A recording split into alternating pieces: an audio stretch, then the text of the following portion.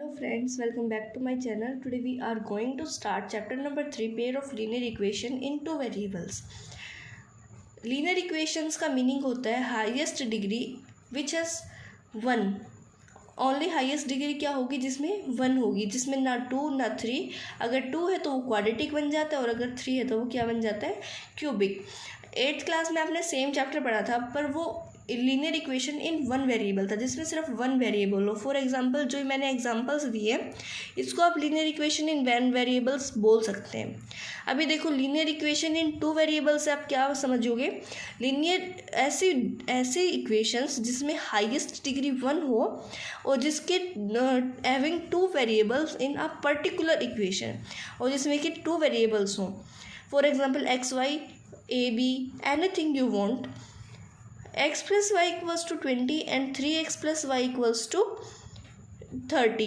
अगर आप इसको सोल्व करेंगे तो इसमें टू मेथड्स मैं आपको बताती हूँ, जिसमें एल्जेब्रिक मेथड आप आगे पढ़ेंगे. इसमें एक्सरसाइज 3.2 एंड 3.3 में इसका यूज़ किया जाएगा, जिससे कि x और y की आपको दो इक्वेशन मिल गई. दो इक्वेशन में एक में x की वैल्यू y की वैल्यू पुट करके और उससे आपको सोल्व करना है. x और y की आपको दोनों की वैल्यू निकालनी होती है. अभी देखो दो तरीके से आप इसका सॉल्यूशन करते हैं. एक तो ग्राफिकल मेथड होता है और एक एल्जेब्रिकल मेथड होता है. सबसे पहले ग्राफिकल मेथड है. इसमें आपकी थ्री जो है टर्म्स हैं. फर्स्ट है inconsistent pair of linear equations, जिसमें कि a pair of linear equation which has no solution, जिसमें कोई भी सॉल्यूशन नहीं होता. ऐसी कौन सी लाइन हो सकती है, पैरेलल लाइन्स हो सकती हैं, क्योंकि नो सॉल्यूशन का मतलब है कोई भी कॉमन पॉइंट नहीं होता. अब ऐसी दो एक लाइन है जो कि है पैरेलल लाइन्स. अब ये देखो सेकंड टर्म क्या है, consistent pair of linear equation. Consistent का मतलब होता है इंटरसेक्टिंग, जिसमें कि सॉल्यूशन होता है ओनली अ सिंगल सॉल्यूशन, और we can say that unique solution, one solution, जो भी आपको अच्छा लगे.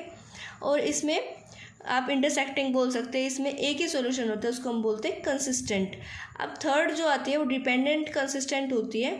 वैसे तो हम इसको ज़्यादा इसको हम यूज़ नहीं करते, लेकिन इसका यूज़ कहीं कहीं होता है. कोई आपको क्वेश्चन ज़रूर मिल जाएगा. लेकिन दो मेन होती है, कंसिस्टेंट एंड इनकंसिस्टेंट.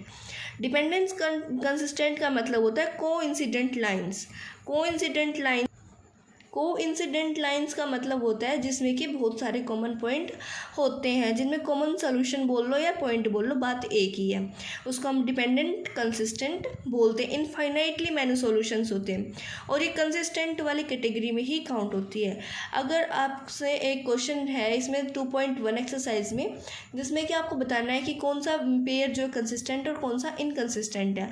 अगर डिपेंडेंट कंसिस्टेंट भी आता है तो आप उसको कंसिस्टेंट भी बोल सकते हैं, वो बिल्कुल ट्रू होगा. जो नेक्स्ट आता है आपका, नेक्स्ट जो है कंपेयरिंग रेशियो. अब आप रेशियोज़ को कैसे कंपेयर करते हैं वो देखते हैं. कंपेयरिंग रेशियो में क्या है, a1/a2 not equals to b1/b2. अब इसमें a1/a2 का क्या मीनिंग है. फॉर एग्जांपल आपके पास दो इक्वेशंस है. फर्स्ट है 3x + 2y = 9. एक इक्वेशन तो ये है, और दूसरी इक्वेशन आपके पास है 5x + 7y = 12. दूसरी इक्वेशन आपके पास ये है. अभी इसमें देखो a1 तो ये है फर्स्ट वाली इक्वेशन का फर्स्ट. इसको हम ऐसे भी लिखते थे ना, ax + bx = c और वी कैन से दैट =0 होता है इसमें. और इक्वल्स टू आप सी भी लिख सकते हैं. अगर ये सी इधर आएगा तो ये माइनस का हो जाएगा, इधर माइनस का तो इधर आके प्लस हो जाएगा. ये इसके ऊपर डिपेंड करता है. अभी देखो इंटरसेक्टिंग लाइंस में क्या होता है, जब ये a1 है और ये a2 है. फर्स्ट वाली इक्वेशन का a क्या बन गया, a1. सेकंड वाले का क्या बन गया, a2. जब a1 not equals to a2 हो तो आपकी क्या हो जाती है, इंटरसेक्टिंग लाइंस. और a1/a2 not equals to b1, b वाला फर्स्ट इक्वेशन का, और b2 सेकंड वाला इक्वेशन का.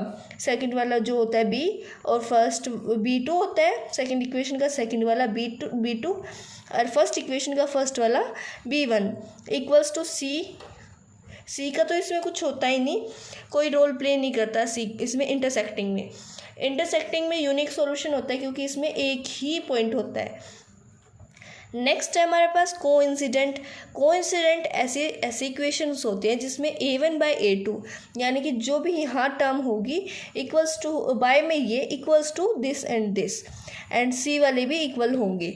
इसको हम बोलते हैं कोइंसिडेंट लाइंस। फॉर एग्जांपल आप इसका एग्जांपल देख सकते हैं 2x + 3y = 9 and 4x + 6y = 18। अब इसमें a1/a2 = b1/b2 एंड = c1/c2। अब ये देखो कैसे 2/4 = 3/6 एंड = 9/18। अब सबको कट करते हैं तो सबका जो आंसर है वो क्या आता है, इक्वल आता है। अब इसमें क्या बन गया, ये कोइंसिडेंट लाइंस। और इसमें बहुत सारे इनफाइनाइटली मैनी सॉल्यूशंस हैं। सबका 1/2 आंसर आ रहा है। बिल्कुल आप ऐसे क्या बना सकते हैं इसको, कोइंसिडेंट लाइंस। अब ये थर्ड जो है पैरेलल लाइंस है जिसमें कि a1/a2 for example 2x + 3y = 7 and 4x + 6y = 18। अभी देखो a1/a2 इक्वल है b1/b2 के, लेकिन नॉट इक्वल है c1/c2 के। ये तो 1/2 हो गया, equals to 1/2, not equals to 7/18। तो इस वाले टर्म को हम क्या बोल सकते हैं, पैरेलल लाइंस और नो सॉल्यूशंस। थर्ड आप इस कंपेयरिंग रेशियो में आपकी 3 टाइप्स ऑफ टर्म थी, इंटरसेक्टिंग, कोइंसिडेंट एंड पैरेलल। इसमें आपका वन वर्ड टाइप आ सकता है जिसमें कि आपसे ये वाले रेशियोज पूछ सकते हैं कि कौन किसके इक्वल होगा, या पैरेलल लाइन होगी, या कोइंसिडेंट हो गया, सोल्यूशन होगा, नो सोल्यूशन होगा, यूनिक सोल्यूशन होगा, इनफाइनाइटली होगा।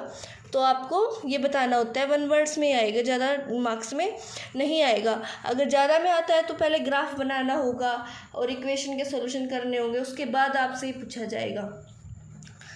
अब हमारा जो सेकंड टर्म है algebraic methods of solving pair of linear equations.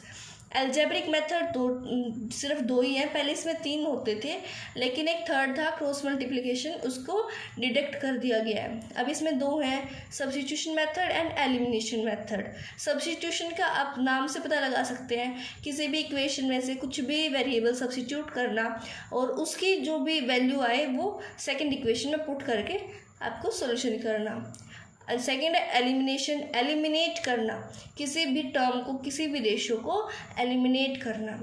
तो ये आपका इंट्रोडक्शन था चैप्टर नंबर 3 का।